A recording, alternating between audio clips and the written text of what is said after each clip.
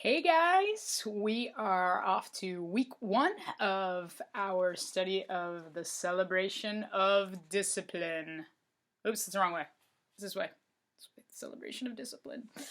And as I mentioned to you, every Monday I'd be sending out just a really brief meditation to get us pumped for the particular chapter that we're reading. And this week it's chapter 3, the discipline of prayer. And right there on the first page of the chapter, page 32, or 33 rather, it says in the second paragraph, to pray is to change.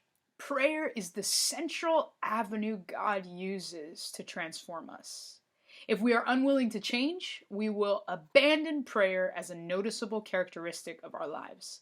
The closer we come to the heartbeat of God, the more we see our need and the more we desire to be conformed to Christ.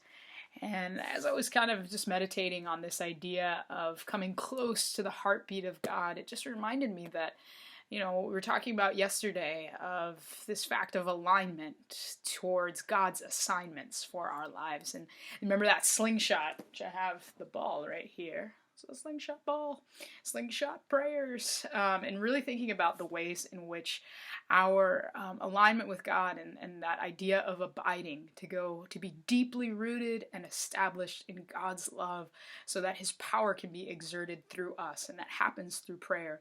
And so what that teaches me is really that prayer is something that we got to practice. Prayer is something that you can do correctly or incorrectly. And I want to read to you just one verse from James chapter 4, verse 3, that reminds us, number one, about the practice of prayer, and number two, that we can pray correctly or we can pray incorrectly. So James chapter 4, verse 3, it says this. It says, "You ask and do not receive because you ask wrongly to spend it on your passions." You ask and do not receive because you ask wrongly to spend it on your passions.